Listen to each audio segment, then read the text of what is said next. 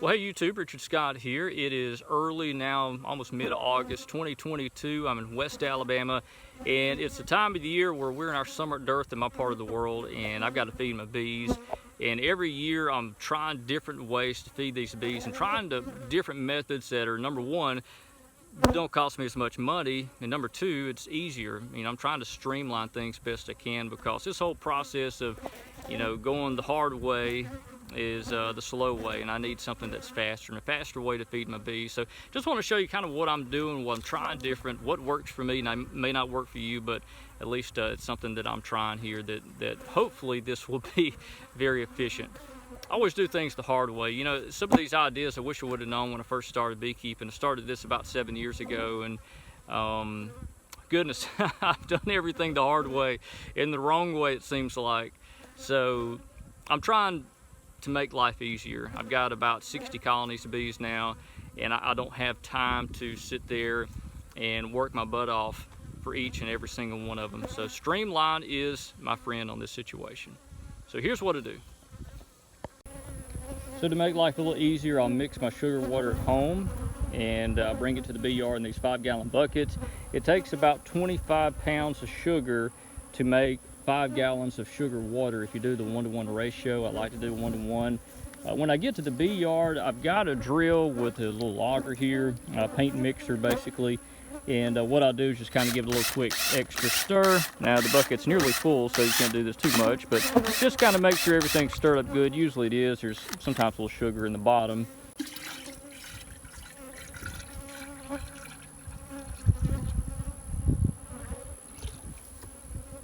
Once it's full, I'll take it over to the beehive.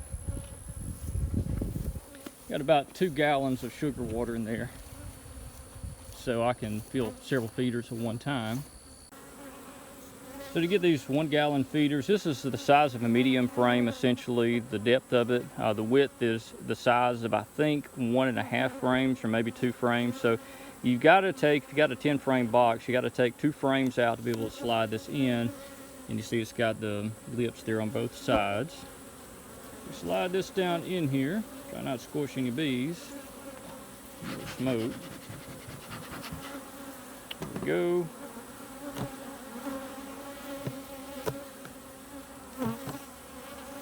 So if you take 2 frames out, this will fit in here nice. And I'll grab my sugar water pail. Simply fill it up. A lot easier with 2 hands versus 1.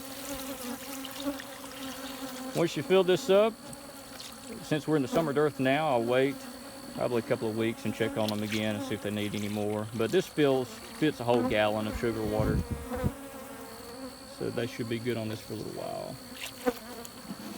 There we go. Bees shouldn't drown in this. I've got a little float. Plus, there's not really much of a space. Bees can sit there and vibrate to the edge. If you notice, the edge of this has little bumps, little ribs and bumps, so bees have something to cling on to. So see if this bee can get out of this little sticky situation. Let's watch. Oh, there we go. Just like that. So bees shouldn't drown in here. You may have a few obviously not make it, but if bees fall in here, they'll do the little wiggle until they get to the side, and then they'll be able to get out. Pretty cool. As soon as I get done with that, all I do is put my top back on and move on to the next colony, fill them with sugar water, and then move on. Look at the bees drinking.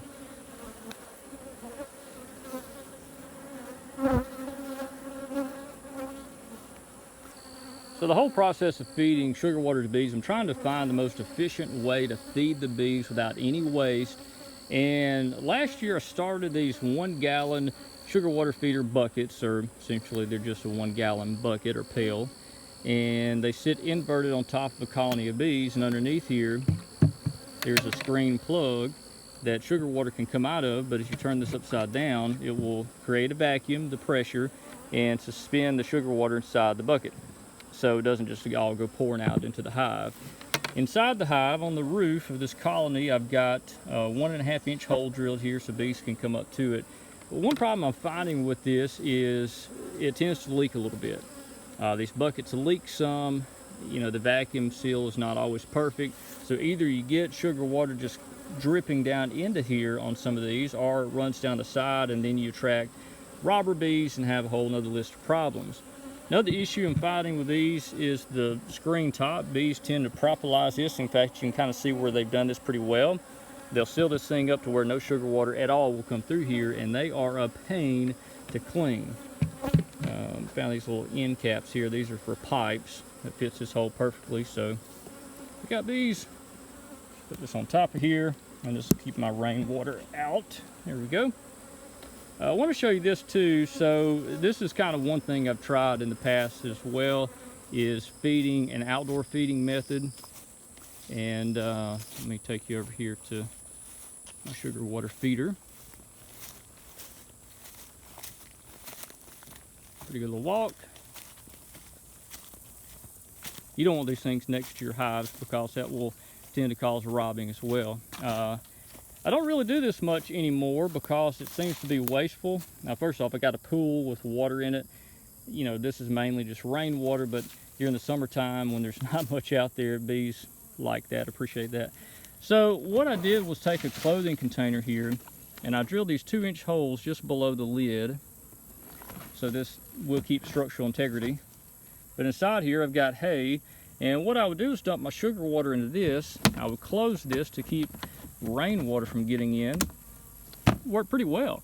Problem is, they will go through, this is I think 10 gallons, they'll go through this 10-gallon tote in one day. So, you know, you're sitting here every day in the summer dearth feeding 10 gallons at a time.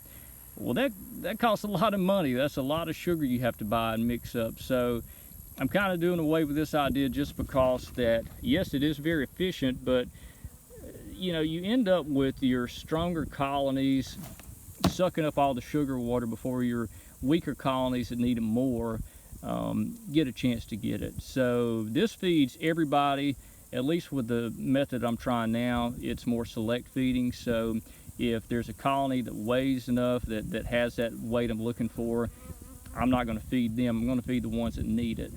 So this outdoor method is good and all for short term, but you're just going to fatten up your already fat colonies.